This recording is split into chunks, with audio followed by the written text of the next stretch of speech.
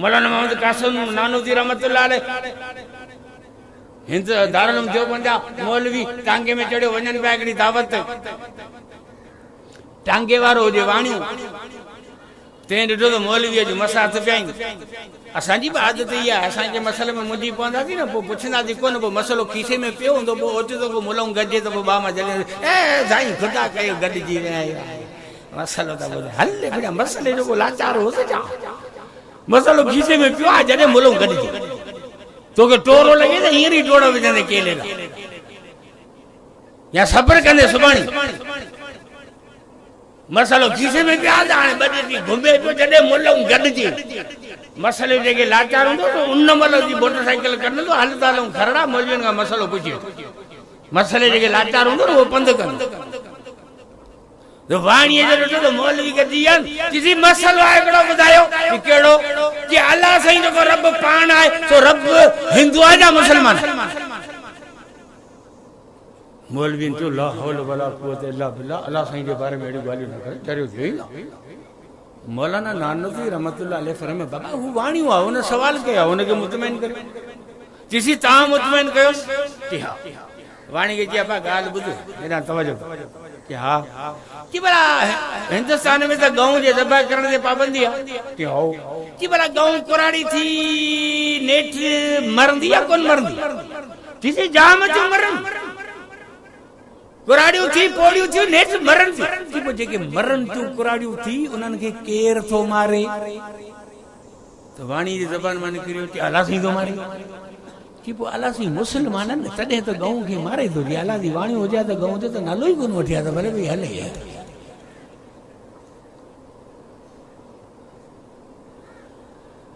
इज्जत मुंहिंजा दोस्त इल्म खे अथव इल्म खे समझियो ये हर दौर में ये रहियो आहे पोइ तव्हां इल्म हासिल करियो न करियो मर्ज़ी आहे असांजो कमु आहे तव्हांजे कननि ते आवाज़ पहुचाइण इल्म वरी ॿ आहिनि हिकिड़ो दुनिया जो ॿियो दीन जो हिकिड़ो उहो इल्म जेको अंग्रेज कुते लंची मलून मनहूस मर्दूद लंची असांखे ॾिनो ॿियो उहो इल्म आहे जेको क़ुर हदीस जी रोशनी में मोहम्मद मुस्तफ़ा उम्मत खे ॾिनो इल्म ॿ आहिनि तव्हांजी मर्ज़ी आहे हिकिड़ो इल्म उहो आहे जेको अंग्रेज ॾिनो आहे गिटे में जिसमें से गिड़बिड़ी दिड़बिड़ी दिड़बिड़ी दिड़बिड़ी भड़बड़ रड़बड़ कड़बड़ नड़बड़ चड़बड़ रड़बड़ इहो इल्म अंग्रेज अंग्रेज को तो ये ॻाल्हाईंदो आहे जी रात जो गिदड़ को बनियन में रड़ियूं कंदा आहिनि न न लत हुजनि सहारा ऐं असांखे वरी फ़ख्र थींदो आहे अंग्रेजी में ॻाल्हायो वरी अंग्रेजी में एतिरी था ॼाणनि जो सदके वॼा सदके इज़ी लोड जे दुकान ते तव्हां वञो न त माण्हू ईंदा आहिनि इज़ी लोड कराइण अदा ही 100 रुपया त मुंहिंजे नंबर ते लोड रवानो कर अच्छा अच्छा सही नंबर ॿुधायो 00300 हाणे हू त ॿुध हा 0300 पोइ 2547 केॾां वई तुंहिंजी अंग्रेजी 0300 बस अंग्रेजी पूरी थी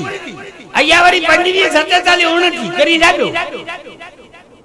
हे अंग्रेजी जा माई बाप पैदा थिया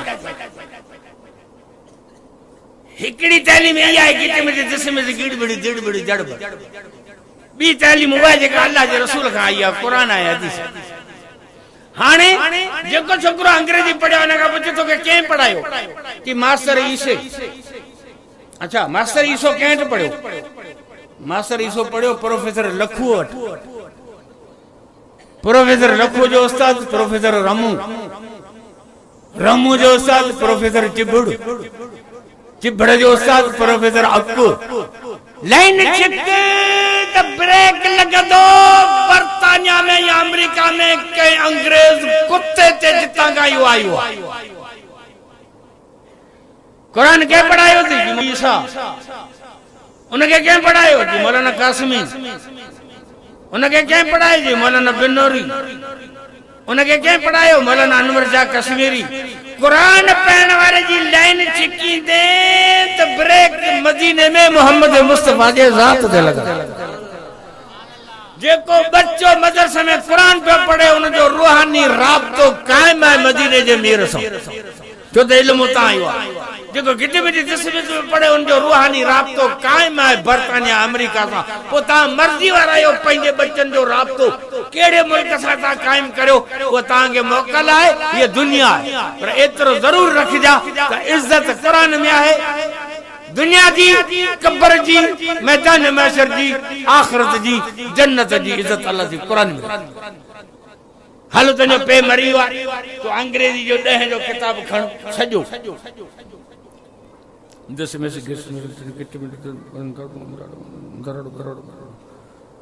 अल्लाह से अब्बा के बख्श तो करे अल्लाह अल्लाह पिणे के सवाब मिले मला एक ब मुकू कंध वारी ठोकिंदा तो हण बैठा छोरे के अभी अंग्रेज कुत्ते जी तालीम ॾई आयो पर जे बच्चा कुरान पढ़ल हूंदा सॼो कुरान न बि पढ़न 3 दफ़ा सूरत इखलास पढ़ी जेकॾहिं मासूम न्याणी घर में हथ मथे कया न अल्लाह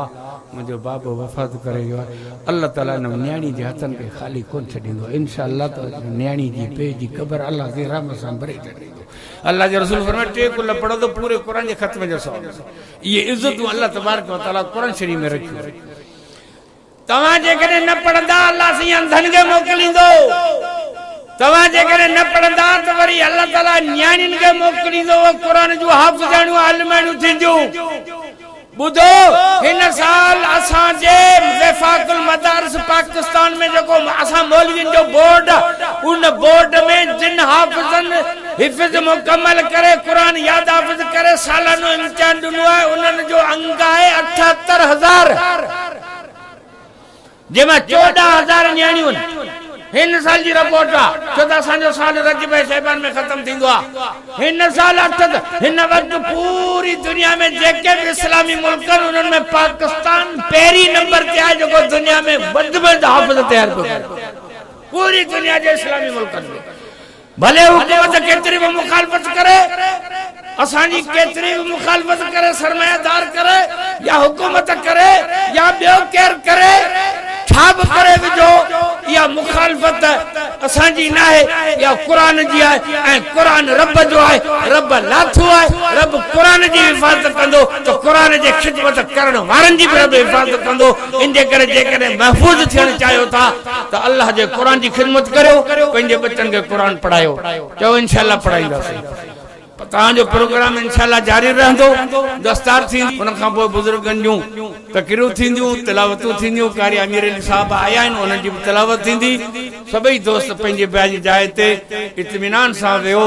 इंतिशार करण जी कोशिशि केर बि न करे उन जी